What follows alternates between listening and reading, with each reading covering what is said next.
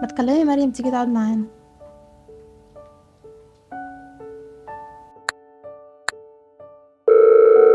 ايه يا بنتي عاملة ايه؟ الحمد لله كويسة. وانتي؟ الحمد لله كويسة. ما تيجي تقعدي معانا النهاردة شوية؟ لا، النهاردة مش هينفع. عندي مذاكرة كتير قوي وهقعد مذاكرة اذاكر ايه يا يعني. بنتي؟ متأجليها يعني اليوم تاني ولا اي حاجة؟ مش حوار. ولا انت بقى مش عايزة تقعدي معانا ولا ايه؟ لا لا، مش كده. تمام ماشي، هلبس وانزل. تمام مستنياكي. ماشي، سلام. بس انا فعلا متأخرة. انا ايه اللي خلاني اقول لها بس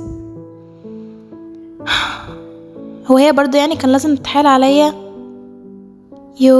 اعمل ايه؟ مش مشكلة، هقوم انزل وخلاص عشان ما ازعلهاش. طبعا زي ما شفنا مريم جت على نفسها واجلت مذاكرتها ونزلت غصب عنها، بس عشان صاحبتها ما تزعلش منها واللي هي اصلا مش مهتمة بمصلحتها. طبعا مريم شايفة انها لو رفضت ممكن تكون عملت جريمة، وصاحبتها برضو شايفة انها لو رفضت يبقى هي مش بتحبها.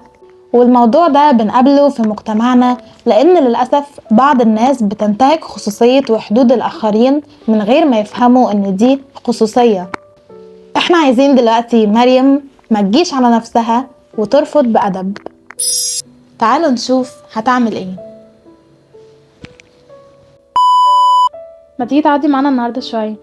معلش والله يا حبيبتي مش هقدر، عندي حاجات كتير قوي لازم اخلصها النهارده. عندك ايه يعني؟ ما تفكك يا بنتي، اجليها لأي يوم تاني يعني. تعالي اقعدي معانا النهاردة. مش هينفع، معلش، ما تزعليش مني، نبقى نعوضها يوم تاني ان شاء الله. تمام سلام. قال مش فاضيه، قال ما تقولي ان هي مش هتقعد معانا وخلاص، يعني القرف ده.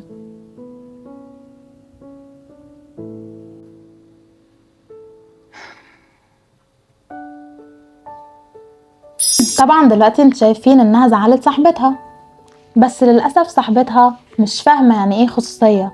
مش لازم عشان ترضي الناس يبقى تيجي على نفسك، واختار صحابك بعناية، اللي بيقدروك واللي بيتفهموك واللي مش بيضايقوك لمجرد انك رفضت لهم طلب بس ما تبقاش ويرد وكل مرة تقدم اعذار فكسانة.